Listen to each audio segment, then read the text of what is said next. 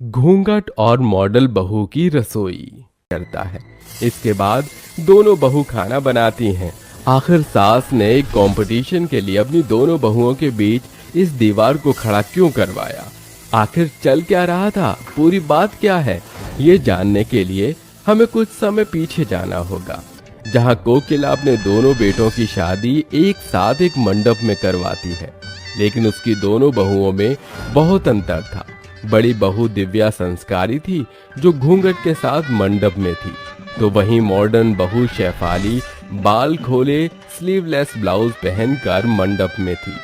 कुछ देर बाद दोनों बहुएं गृह प्रवेश करके घर में आती हैं तो कोकिला कहती है, बड़ी बहू, अब ये आखिरी राउंड है, इसीलिए अलग तरीके से होगा। रवि बेटा, अभी मिस्त्री वाले को बुला। ये रसोई कंपटीशन अब एक दीवार खड़ी होने के बाद ही पूरी होगी। कोई किसी को नहीं देखेगा, दोनों बहू पर सिर्फ मेरी नजर होगी। देखते हैं अब इस कंपटीशन का कौन विजेता बनेगा। ठीक है माँ, मैं अभी मिस्त्री को बुलाता हूँ। ये कहकर रवि मिस्त्री को बुलाता है, जो उन दोनों बहुओं की प्रतियोगिता की जगह पर बीच में दीवार खड़ी कर। ये तुमने 2 गज का घूंघट क्यों किया हुआ है? तुम गिर भी सकती हो इससे। इतना घूंघट करने की कोई जरूरत नहीं है, सास ही तो हूँ मैं तुम्हारी। वही तो माँ जी, आजकल का जमाना बदल गया है, मेरी तरह रहना चाहिए, बिल्कुल बिंदास। नहीं बहू, इतना भी बिंदास नहीं होना चाहिए कि पता ही ना लगे कि तुम इस घर की बहू हो या दुल्हन हो। देखो तुम्हारा शादी का जोड़ा कैसा है। नई बहू को इस तरह से रहना चाहिए कि लगे बहू संस्कारी भी है। ओहो माँ जी, मैं भी तो मॉडर्न जमाने की हूँ, ये संस्कारी वंस्कारी मेरे बस की बात नहीं है। जी, आई एम नॉट अ संस्कारी बहू, मैं मॉडर्न जमाने की हूँ। सुबह उठकर बिना नहाए मुझे चाय चाहिए होती है, फिर मैं कोई काम कर पाती हूँ, वरना आलस बहुत आता है। अब चाय पीने के बाद अच्छा लग रहा है, नहाऊंगी फिर पूजा करूंगी। वाह मेरी मॉडल जमाने की बहुरिया, तेरी तो उल्टी ही गंगा बहती है। लोग सुबह जल्दी उठकर सफाई कर पूजा करते हैं, लेकिन तुझे पेट पूजा करनी है, फिर कुछ और। बहू, ये तेरे सही लक्षण नहीं है, सुधर जा। बड़ी बहू को देख, तेरे से पहले उठकर सारा काम कर लिया, वो भी घूंघट में। माँ जी, जरूरत से ज्यादा कपड़े लादे नहीं जाते। नहीं शेफाली, माँ जी जो बोल रही हैं वो बिल्कुल ठीक कह रही हैं। खैर तुम्हारी अपनी मर्जी। चलो बहुत बातें कर ली, अब थोड़ा आराम करो। सास की बात सुन दोनों बहू बेटे अपने कमरे में जाकर आराम करते हैं। अगले दिन संस्कारी बहू दिव्या जल्दी उठकर घूंघट में रहकर घर की सफाई से लेकर पूजा पाठ तक के सारे काम कर लेती है। वहीं देरी से मॉडर्न बहू उठकर ढीले ढाले टॉप पजामे में बिना नहाए रसोई में आकर खुद से कहती है, यार अब तो मेरी शादी हो गई है, खुद उठकर चाय बनानी पड़ेगी, तभी मुझ में जान आएगी, वरना मैं कोई काम नहीं कर सकती। घर पर माँ थी तो मेरे आँख खोलते ही बैठी ले आया करती थी। ऐसा कहकर शेफाली अपनी चाय बनाकर रसोई में पी रही होती है, तभी सास आकर कहती है, बहू ये क्या है, कैसे कपड़े पहने हैं, और तू नहाई भी नहीं और बिना कुछ किए चाय पी रही है, शर्म नहीं आती तुझे? नई बहू के ये कर्तव्य होते हैं ससुराल में। आप तो ऐसे बोल रही जैसे मैंने कुछ अपशगुन कर दिया हो। माँ, जरूरी नहीं कि आपकी दोनों बहू एक जैसी हो, मैं अलग हूँ, जमाना बदल गया। पहले लोग अदरक कूट कर चाय पीते थे, लेकिन अब गर्म पानी में टी बैग डालकर लोग चाय पीते हैं। किसी पर चाय बनाने का समय नहीं है माँ जी। तू अपनी जगह सही है, लेकिन मेरे घर में मुझे मॉडल तरीके नहीं चाहिए। मुंह जूठा करने के बाद कोई पूजा सफल नहीं होती है। अगर पूजा करनी हो तो नहा कर ही करना, वरना जरूरत नहीं है। ये कहकर कोकिला चली जाती है। फिर शेफाली भी तैयार होकर आ जाती है, स्लीवलेस ब्लाउज पहनती है। उसे देखकर कोकिला क्या ही कहती। फिर दोनों बहू सबको नाश्ता परोसती हैं, तो दिव्या का बनाया हुआ खाना सबको पसंद आता है, जबकि शेफाली का बनाया हुआ खाना कोई दोबारा नहीं खाता। तो कोकिला कहती है, आती है उत्तम बड़ी बहू, तूने इतनी अच्छी खीर बनाई है और एक शेफाली बहू ने ठीक से कचौड़ी भी नहीं बनाई। कोई बात नहीं माँ, आज अच्छा नहीं बना तो कल तो अच्छा बनाएगी ही ना। जेठ जी, आपने मुझ पर अपना भरोसा दिखा दिया, लेकिन माँ जी को बिल्कुल भी मेरे ऊपर भरोसा नहीं। सुबह से वो बस जेठानी जी के ही गुण गा रही है। मुझे नहीं बनाना आता, फिर भी मैंने कोशिश करी और माँ जी ने मुझे बिल्कुल अप्रिशिएट नहीं किया। कोई बात नहीं माँ जी, थोड़ा शेफाली को समय दीजिए, क्या पता कुछ ही दिनों में वो अच्छा खाना बनाए। ठीक है भाई, मैं गलत हूँ, मैं चुप हो जाती हूँ। मैंने इसके कपड़ों को तो कुछ नहीं बोला, लेकिन अगर बहू ने खाना बनाना नहीं सीखा तो मैं चुप नहीं बैठूंगी। इस तरह कुछ हफ्ते गुजरते हैं। शेफाली दिव्या की तरह ससुराल की जिम्मेदारी संभालने में लगी थी, जहां उसका खाना अभी भी बिगड़ता था। वो YouTube से भी खाना बनाकर सीखने की कोशिश करती है।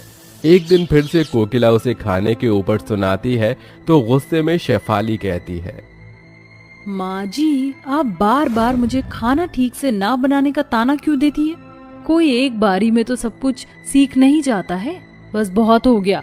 माँ जी, अब मैं जेठानी जी से अच्छा खाना बना कर खिलाऊंगी, आप देखना। और मैं चुनौती देती हूँ उन्हें सामने से। अच्छा, देख रही है ना दिव्या बहू, शेफाली क्या कह रही है, चुनौती है। बात कर रहे होते हैं, जेठानी दूसरी तरफ काम कर रही होती है। इतने में चुपके से शेफाली उसके खाने में ज्यादा नमक डालकर चली जाती है। ये होता हुआ कोकिला देख लेती है, मगर चुप रहती है। कुछ देर बाद जब दोनों बहू अपना खाना बनाकर उन तीनों को खिलाती हैं, तो रवि कहता है, ये क्या दिव्या, तुमने खाने में बहुत नमक डाल दिया है, अब कंपटीशन कैसे जीतोगी? वही तो बहू, तूने तो नाक कटवा दी, पर मैंने तो सही मात्रा में नमक डाला था। अब आप मेरी डिश खाइए। तभी शेफाली के कहने से कोकिला उसके बने हाथ का खाना खाती है और कहती, तुम दोनों की माँ जी, हम दोनों बहनों की तरह हैं, इसमें चुनौती करने की क्या जरूरत है? जरूरत है जेठानी जी, मुझे खुद को साबित करना है माँ जी के सामने। ठीक है, मुझे तुम्हारी चुनौती स्वीकार है। ठीक है घूंघट वाली बहू और मेरी मॉडर्न बहू, तुम दोनों के बीच में कल खाना बनाने की प्रतियोगिता है। जो 3 बार में अच्छा खाना बनाएगा वही इस प्रतियोगिता का विजेता होगा। ये सुनकर कोकिला अगले ही दिन घर के बाहर अलग अलग टेबल पर गैस स्टोव और रसोई का जरूरी सामान रखवा देती है, जहां वो दोनों 30 मिनट के अंदर अपनी पहली डिश बनाकर सास के सामने लाती हैं। सिर्फ मैं नहीं, मेरे दोनों बेटे भी खाने को चखेंगे और तुम दोनों ईमानदारी के साथ बताना। जी माँ, बेस्ट ऑफ लक शेफाली। तीनों खाना चक्कर कहते हैं, खाना तो दोनों का बहुत टेस्टी बना है। मुझे खुशी हुई शेफाली बहू, तेरी पहली डिश अच्छी बनी है। शुक्रिया माँ जी। अब वक्त है जेठानी जी की डिश खराब करने का। जीतूंगी तो मैं ही आज। चलो दूसरा राउंड शुरू करते हैं, तुम्हारे पास सिर्फ आधा घंटा है। ये कहकर दिव्या अपने खाने की जल्दी जल्दी तैयारी करती है। वहीं शेफाली दिव्या को जल्दी काम करता हुआ देख किलसती है। उसकी बहू बेटे आपस में जने खाकर कहते हैं, इस प्रतियोगिता का विजेता कौन है, ये केतन तू ही बता दे। सच कहूँ तो इस कंपटीशन की विजेता भाभी है, उन्होंने बहुत अच्छा खाना बनाया। नहीं, ये नहीं हो सकता। माँ जी, आपने क्यों दीवार खड़ी कर दी, वरना ये कंपटीशन भी मैं ही जीत जाती। कैसे जीतती? बहू के खाने में गड़बड़ी करके। दूसरे राउंड में मैंने देख लिया था तूने कैसे उसके खाने को खराब किया, इसलिए मैंने ये बीच में दीवार खड़ी करवाई। सुधर जा बहू, तेरे सुधरने के लिए ही मौका दिया था। क्या शेफाली, तुम ऐसा भी करोगी? मुझे पता नहीं था।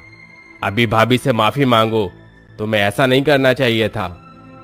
नहीं करूं तो क्या करूं? जेठानी जी मुझसे परफेक्ट है। मैंने बहुत कोशिश करी अच्छा खाना बनाने के लिए, पर नहीं हुआ, इसलिए मैंने दूसरे राउंड में उनका खाना खराब कर दिया। लेकिन मुझे एहसास हो गया ये सब करके कोई फायदा नहीं। माँ जी, जेठानी जी, कोई काम ठीक से कर लिया कर। सॉरी माँ, मैं नाप लेना भूल गई। ठीक है, मैं नाप ले रही हूँ, सीख जरा, और जो बोल रही हूँ उस नाप को कॉपी में लिख लियो। जी माँ। अश्विनी उस औरत का नाप लेती है। कंधा 16 और कमर 28 लिख। वो माँ, 28 कैसे लिखते हैं? मुझे लिखना नहीं आ रहा। हे भगवान अश्विनी बहन, तुम्हारी बेटी को इतना लिखना भी नहीं आता? कुछ नहीं हो सकता नैना, तुझसे गवार की गवार ही रही हो हमेशा। इतना मेहनत करके तुमको पढ़ा लिखा रही थी, पर तुम दोनों बच्चों ने बीच में ही पढ़ाई छोड़ दी और आज देखो ये हालत हो गई है। अश्विनी अपनी बेटी के हाथ से कॉपी पेन छीनकर खुद नाप लिख देती है। फिर सरिता चली जाती है। गुस्से में अश्विनी नैना को बहुत डांटती है। अगर तुम दोनों उस समय पढ़ाई नहीं छोड़ने को कहती तो आज मेरी बेइज्जती नहीं होती। क्या फायदा तुम्हारी आधी अधूरी पढ़ाई का? तुम्हें तो पहली कक्षा का भी कुछ। प्लीज आप दोनों मुझे माफ कर दीजिए। अब मैं पूरी कोशिश करूंगी कि आपकी तरह बन जाऊं। मुझसे भी बेहतर बनोगी। तुम बस थोड़ी सी कोशिश करो। ये कहने के बाद देवरानी अपनी जेठानी के गले लगकर माफी मांग लेती है। फिर दिव्या की तरह उसी से खाना बनाना सीखती है, जिसके बाद धीरे धीरे वो काम में निपुणता हासिल कर लेती है।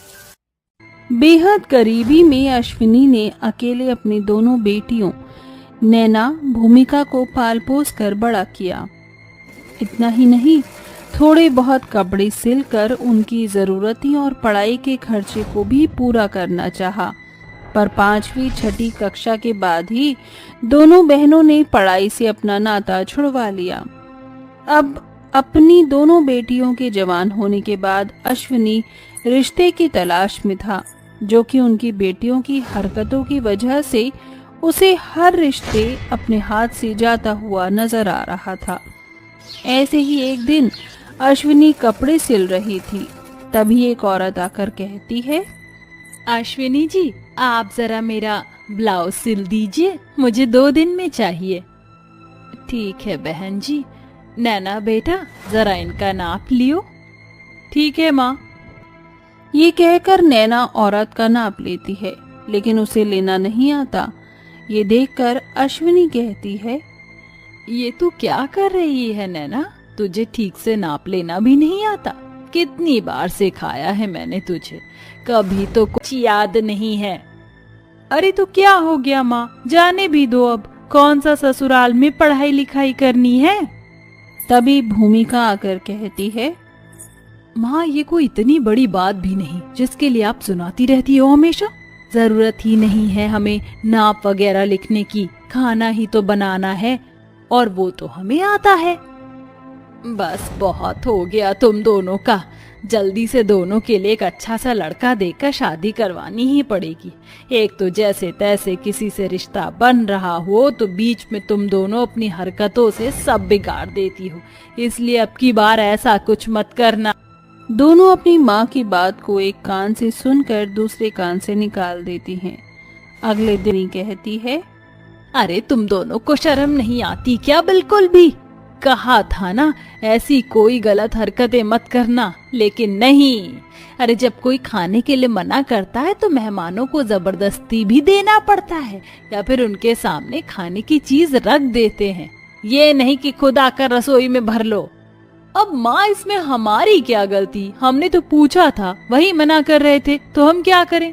खाए नहीं क्या?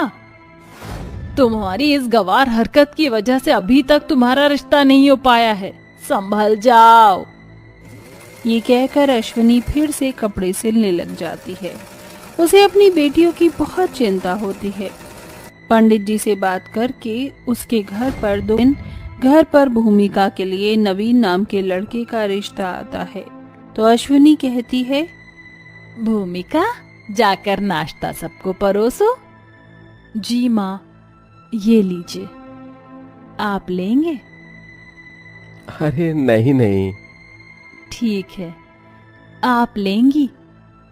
ये कहकर भूमिका सबसे चाय नाश्ता पूछती है, मगर शर्म के कारण लड़के वाले की माँ और लड़का मना कर देते हैं। भूमिका ट्रे को अंदर ले जाती है। ये देख गुस्से में मनु बोलती है, अरे आपकी लड़की तो बड़ी बदतमीज है। अरे कोई इंसान पहली बार घर आता है तो क्या एकदम से खाने की चीज पर झपट्टा मारेगा? नहीं ना, उसने हमसे बस एक बार पूछा। अरे मेहमानों को तो बार बार कहना पड़ता है, लेकिन आपकी बेटी तो समोसे की ट्रे अंदर ही उठा कर ले गई। मेरे बेटे के पसंदीदा है समोसे। माँ, मुझे ऐसी लड़की से शादी नहीं करनी जो मुझसे मेरी पसंद भी न पूछे। चलिए यहाँ से। अरे अरे, आपको कोई गलत फहमी हुई है। मैं अभी समोसे मंगवा देती हूँ। बहन जी, बेटा एक बार रुको तो। लो हो गया सत्यानाश। मेरी दोनों बेटियां कभी नहीं सुधरेंगी। अश्विनी रसोई में जाती है तो देखती है कि उसकी दोनों बेटियां मुंह भर कर समोसे पर समोसा खाए जा रही थी। फिर गुस्से में अश्विनी है शेफाली बहू ने बहुत अच्छा खाना बनाया है, लेकिन अब थोड़ा सा ट्विस्ट है। कौन सा ट्विस्ट माँ जी? अब ये आखिरी राउंड है, इसीलिए अलग तरीके से होगा। रवि बेटा, अभी मिस्त्री वाले को बुला। ये रसोई कंपटीशन अब एक दीवार खड़ी होने के बाद ही पूरी होगी। ठीक है माँ। ओहो, अब मैं जेठानी जी के खाने में गड़बड़ कैसे करूंगी? माँ जी ने दीवार लगवा दी। अपनी माँ की बात सुनकर रवि मिस्त्री को बुलवाकर उन दोनों के बीच एक ईंट की दीवार खड़ी कर देता है, जहाँ दोनों बहू बिना एक दूसरे को देखे खाना बनाती हैं। कुछ देर बाद जब खाना बन जाता है तो तीनों आखिर बेचारी बूढ़ी गरीब माँ कब तक कुछ करेगी? अपनी माँ को इस तरह रोता हुआ देख दोनों बहनों की आंखों में आंसू आ जाते हैं और वो कहती हैं, लगता है नैना, हमने माँ के साथ बहुत बुरा किया। वो हमारी शादी कराने के लिए कितने जतन कर रही हैं और हम उनके हर कोशिश को नाकाम कर देते हैं। हमें अपनी आदत सुधारनी होगी। शायद कहीं न कहीं माँ को हम दोनों बोझ लग रही हैं। तुम बिल्कुल ठीक कहती हो दीदी। हमें अपना मेकअप ठीक से करना आना चाहिए। हमने जो पढ़ाई छोड़ी है, बेसिक नॉलेज भी आनी चाहिए। सिर्फ खाना बनाने से कुछ नहीं होगा। हमें अपने अंदर दोबारा रिश्ता आता है। अश्विनी अपनी बेटी नैना की सुंदरता की तारीफ कर ही रही थी कि नैना मेकअप करके इतनी डरावनी बन जाती है कि लड़के वाले उसकी शक्ल देखकर ही भाग जाते हैं। एक दिन फिर लड़के वाले भूमिका को देखने आते हैं तो भूमिका मेहमानों के सामने पाद मार देती है। इस हरकत की वजह से भी लड़के वाले भाग जाते हैं। इस बात से अश्विनी को बहुत गुस्सा आता है। साथ ही पड़ोस ने उसकी गंवार बेटियों का मजाक भी उड़ाया करती थी। अश्विनी को अपनी बेटियों की शादी की चिंता खाई जा रही थी। तभी वो रोते हुए कहती है, यहाँ मैं अपनी बूढ़ी आंखों को मशीनों में फोड़कर दिन रात कपड़े सिल रही हूँ ताकि बेटियों की शादी के लिए पैसे जोड़ लूं। लेकिन मेरी बेटियां तो शादी करना ही नहीं चाहती, सारे रिश्ते भगा देती हैं। मैं कितने दिन और जीऊंगी? कब और कैसे लड़के से शादी करेंगी ये नहीं समझती। मैं कितना समझाऊं इन्हें। थोड़ा पढ़ लिख कर अपने पैरों पर खड़ी हो जाती तो अपने लिए कुछ कर पाती। इतना बदलाव लाना है कि कोई हमें गवाह ना कह सके। माँ की फिक्र को अब हम खत्म कर देंगे। अपनी माँ की बात उन्हें दिल पर ऐसे लगती है कि वो खुद को सुधारने की कोशिश करती हैं। पार्लर जाकर चुपके चुपके मेकअप करना सीखती हैं और माँ से कुछ पैसे लेकर ट्यूशन ज्वाइन करती हैं, जहाँ 2 महीनों में वो बेसिक नॉलेज और इंग्लिश बोलना सीखती हैं, जिससे उन दोनों को उनके हिसाब से नौकरी मिल जाती है। फिर अच्छे से कपड़े और हेयर स्टाइल बनाकर जॉब पर जाती हैं और फिर अपनी पहली कमाई लाकर अश्विनी के हाथ में रखती हैं, जिसे देखकर अश्विनी कहती है, बच्चों ये सब क्या है? इतने पैसे कैसे आए? माँ आप हमें कहती थी ना हमारा कुछ नहीं हो सकता, हम गंवार हैं। लेकिन हमने आपकी बात समझी, फिर हमें अपनी गलती का एहसास हुआ, इसलिए हमने बीच में थोड़ी पढ़ाई सीखी, इंटरव्यू दिया, हमारी नौकरी लगी और ये आज हमारी पहली सैलरी आई है। अब आपकी बेटी अपने पैरों पर खड़ी है। हाँ माँ, आपको पैसों की चिंता करने की कोई जरूरत नहीं है। और अब आप देखना आपकी बेटियों के पास कितने अच्छे रिश्ते आएंगे। अश्विनी की आंखों में आंसू आते हैं और वो कहती है, मुझे फक्र है कि मेरी डांट का तुम पर असर हुआ और तुमने खुद को बदला। कम से कम मेरी बेटियों को अब कोई गवार या कुछ और नहीं कहेगा। तुम अपने पैरों पर खड़ी हो गई हो, ये बहुत बड़ी बात है। इस तरह नैना और भूमिका घर की हर जरूरत का ख्याल रखती हैं, जिसके बाद गरीब माँ को सिलाई का काम नहीं करना पड़ता। कुछ समय बाद दोनों बहनों का प्रमोशन हो जाता है, जिससे अश्विनी और खुश होती है और उनकी कंपनी के 2 लड़के नैना और भूमिका के लिए रिश्ता लेकर आते हैं। रिश्ता अच्छा होने पर अश्विनी अपनी दोनों बेटियों की शादी धूमधाम से कर देती है। ये देखकर अश्विनी की आंखें भर आती हैं।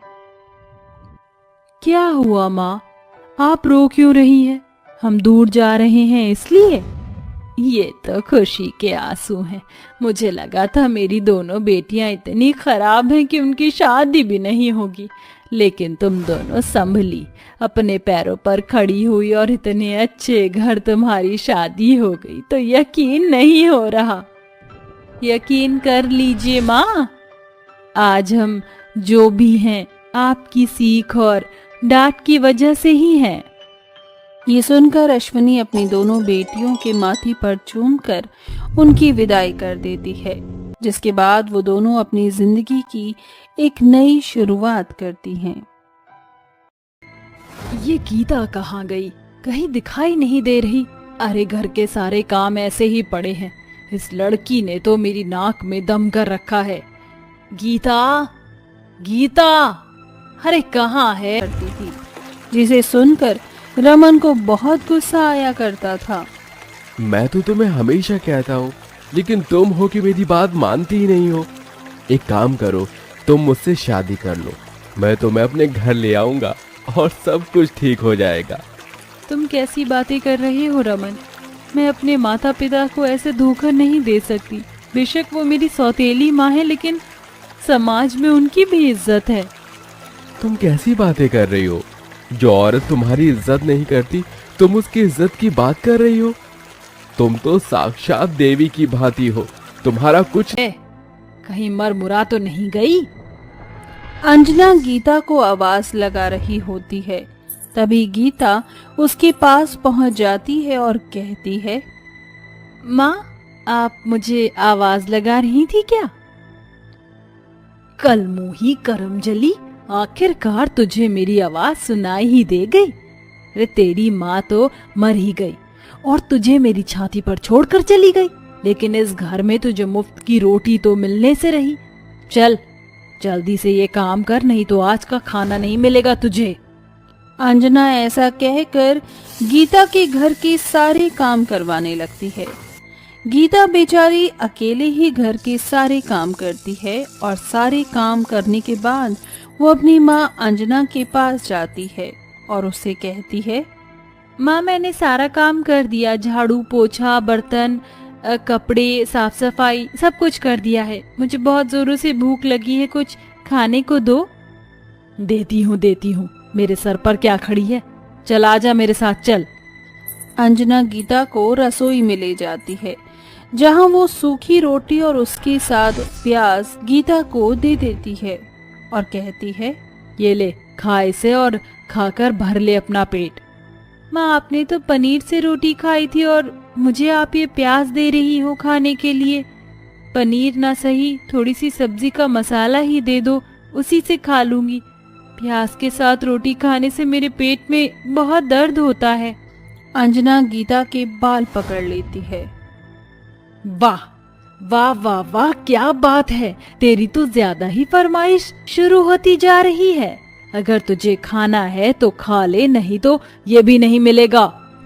अंजना की आंखों में आंसू आ जाते हैं और वो बेमन से ही सूखी रोटी खाने लगती है।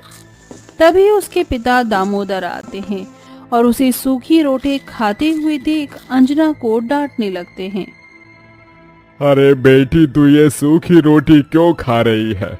घर में खाना नहीं है क्या? या सब्जी खत्म हो गई है? अंजना, अंजना, कहाँ हो तुम? अरे तुम्हारे होते हुए देखो मेरी बेटी सूखी रोटी खा रही है। तभी अंजना आती है और अपने पति के सामने बात को पलट देती है। हे भगवान, जैसा सोचा था वैसा ही हुआ। आपको तो यही लग रहा होगा गीता मेरी सौतेली बेटी है तो मैं उसके ऊपर अत्याचार करती हूँ, लेकिन ऐसा नहीं है। मैं उसे अपनी बेटी मानती हूँ।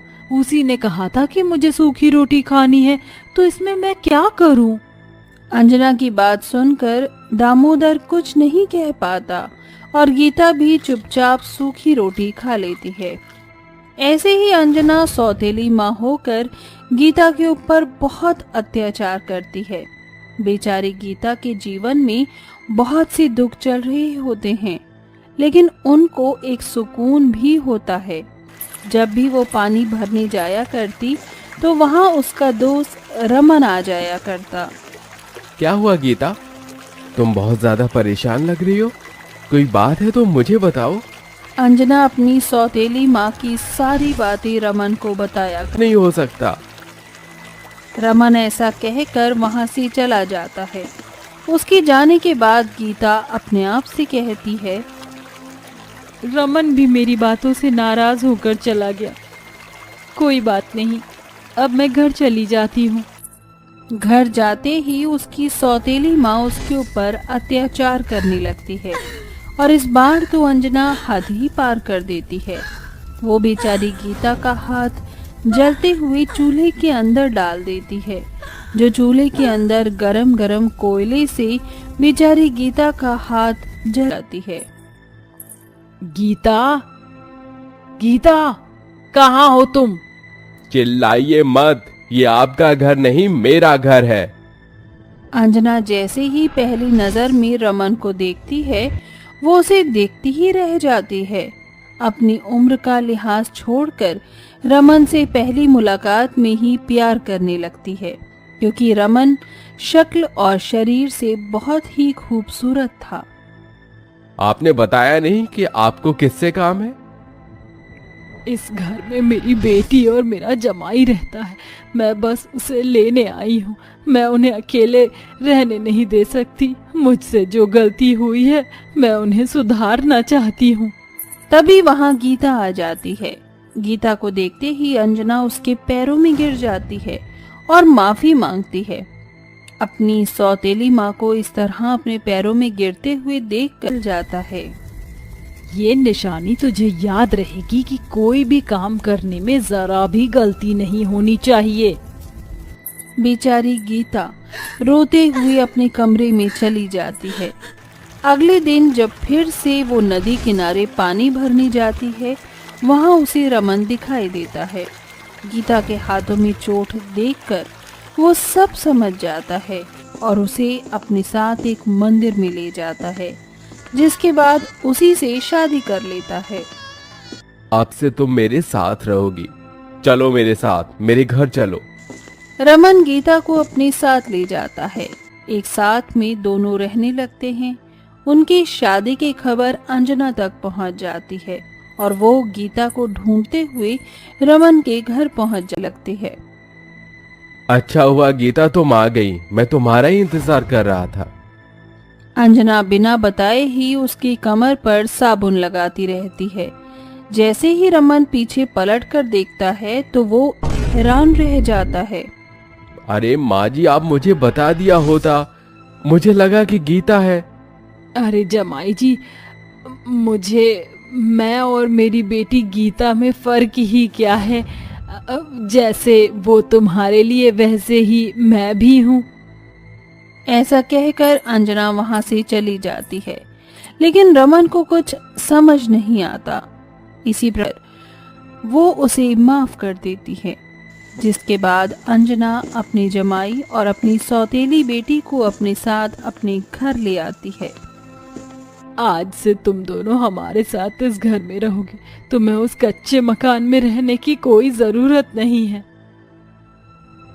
अपनी सौतेली माँ का इतना प्यार देखकर गीता बहुत खुश होती है और गीता को खुश देखकर रमन भी बहुत खुश होता है। लेकिन अंजना के दिमाग में चल रहा प्लान उन दोनों को जरा भी पता नहीं होता। अंजना केवल रमन के लिए गीता को घर वापस लेकर आती है और उस दिन के बाद से वो रमन के ऊपर डोरे डालने लगती है। एक दिन रमन हैंडपंप के पास नहा रहा होता है। वो साबुन उठाकर उसकी पीठ पर लगाने लगा। अंजना किसी न किसी बहाने रमन के करीब आती जाती, लेकिन रमन गीता से बहुत प्यार करता था। एक रात रमन अपने कमरे में सो रहा होता है। उस रात अंजना एक शर्ट ड्रेस पहन के चुप कर उनके कमरे में आ जाती है और धीरे से रमन को उठाती है। रमन, रमन उठ।